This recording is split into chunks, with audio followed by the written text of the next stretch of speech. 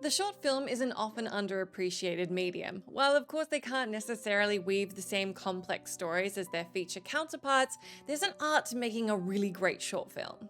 From self-produced YouTube pieces to auteur-backed independent anthologies, horror shorts can seemingly appear from just about anywhere. The thing that unites these following 8 pieces is one thing though: they're disturbing. What gives each piece its own ick varies massively from film to film, but this is the common thread nonetheless. Given the average runtime of this medium, it's impossible not to discuss spoilers here, so fair warning for the titles ahead. I'm Jess from What Culture, and here are the 8 most disturbing horror short movies. Number 8. Saw 0.5. It may not be common knowledge, but the Saw franchise actually started as a self-produced short film. Made independently by future mega directors James Wan and Leigh Whannell for only $2,000, this feat of filmmaking is even more impressive when measured against the behemoth intellectual property that it ended up spawning. Clocking in at under 10 minutes, the short follows David, played by Whannell himself, recounting to the police how he was kidnapped, placed in the iconic reverse bear trap, and forced to cut open his fellow captive to escape. The scene should sound familiar to any fans of the franchise, as it was indeed reshot and recast to be used as a pivotal sequence in the feature-length version. Given the shoestring budget and the future maestro's lack of experience when he was making the film, it is admittedly a little bit ropey. It's worth remembering though that this short film essentially kick-started the torture porn genre. This is back in 2003, long before audiences were desensitized to such graphic depictions of sadistic violence. In this era, the content of Saw 0.5, as it was affectionately named after the fact, was disturbing enough to revolutionize the horror genre for the next decade. The impact that this 10-minute knockout had on the industry simply can't be understated. Number 7. Lights Out. Yet another horror short that went on to become a full feature-length film, Lights Out first debuted on YouTube and Vimeo in 2013. This 3-minute knuckle crack of a film took the internet by storm. Swedish director David F. Sandberg conceived, wrote, produced, and helmed the entire thing almost by himself, and is now rightfully enjoying lucrative Hollywood employment as a result. The budget for this film was almost non-existent, all of the furniture coming from IKEA and the practical effects achieved by just a simple split-screen technique. The film follows a nameless woman played by Lotta Lustin, the only other person involved in the project.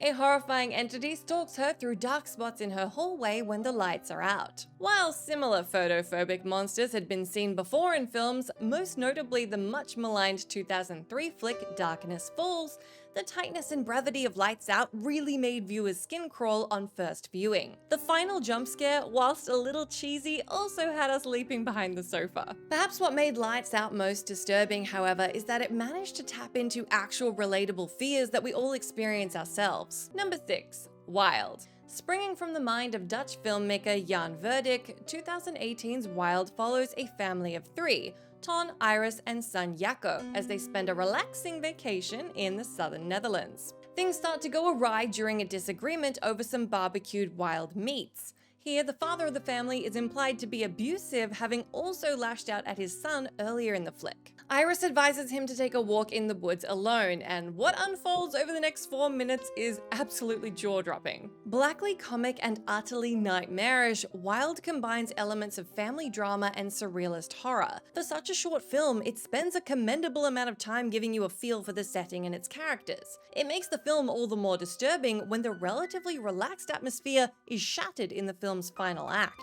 Here, the beautifully twisted flick touches on abuse, karmic justice, dehumanization, and the ethics of consumption. Whilst Verdict's portrayal of these themes is anything but subtle, Wild still manages to be gorgeous looking, funny, and disturbing all at once.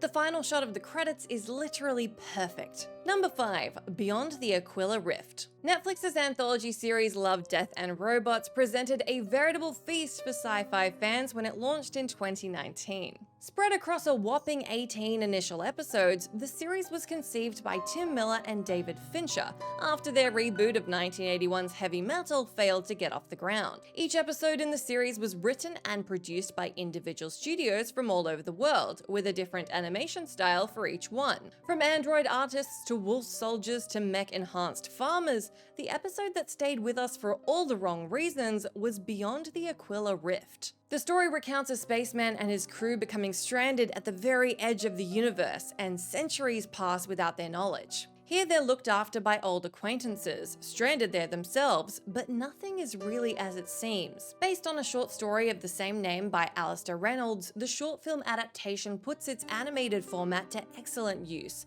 tinging the story with a deadly sense of unreality. This atmosphere of impending doom is compounded by crew member Susie succumbing to total terrified madness. When the final Lovecraftian twist unravels itself, it's somehow exactly what the audience are expecting, and still so much worse at the same time. Beyond the Aquila Rift calls into question our own perceptions of reality, the passage of time, the infinite mysteries of space, and the morality of monsters. Number 4. Man on a Train. Set over 5 minutes of sweat-inducing tension, Man on a Train follows a young woman as she's watched by a creepy weirdo on an empty train carriage. With a simple setup and airtight execution, writer-director Jack Shanks does a lot with his straightforward concept. From the start of the piece, we see Esme board the train despite her deep-rooted anxiety. She looks out the window, looks back, and finds herself all alone. That is, except for a lone man at the end of the carriage staring at her. The nauseating glimpses of this character tell us something is very clearly off. Over what feels like hours but lasts only seconds,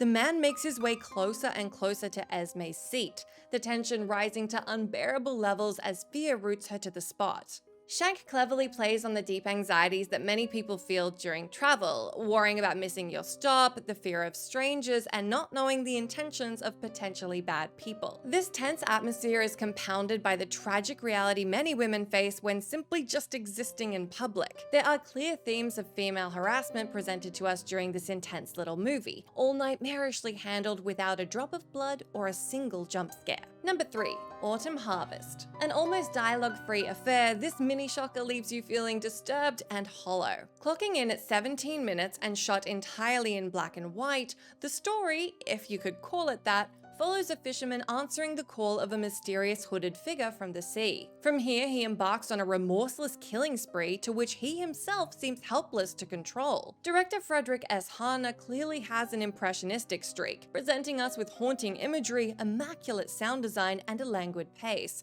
despite the gruesome acts committed on screen. The sudden eruption of violence on the part of the fisherman feels worthy of a Ben Wheatley effort, and his horrifying acts take on an almost mythic quality as it reaches its awful conclusion. Despite the cruel acts, it's tricky to put your finger on exactly what makes this film so disturbing. Surreal and abstract, Autumn Harvest is greater than the sum of its parts, taking the viewer on a journey they quickly realize they don't want to take. The film leaves you pondering the existential question, why? Number 2. Rakka. Produced by Neil Blomkamp's Oat Studios and helmed by the man himself, Rakka was one of several sci-fi horror shorts funded by the District 9 Directors Film Company. First airing on YouTube and later streaming on Netflix, Rakka stars an excellent Sigourney Weaver as a scientist trying to usurp the invasion of a sadistic alien race. Throughout its 22-minute runtime, you watch the aliens kill, enslave, and torture humanity seemingly just for banter. Assuming a species is intelligent enough to make it to Earth and telepathically control minds, they don't need to enslave humanity, but choose to do so anyway. Even the remaining humans of the story are shown to be jaded, psychopathic a-holes who care more about destroying the aliens than meaningfully saving their own kind from this dystopic nightmare. A disturbing vision of our near future and mean-spirited to a level bordering the absurd, Rakka really drives home the idea of hostile alien civilizations and what they could mean for our world. Violent colonization is a running theme in Blomkamp's work, and this piece, whilst as subtle as a hammer, is no different. If you love discussions of the Fermi paradox and the dark forest theory, then this film reads like a flashing red warning sign.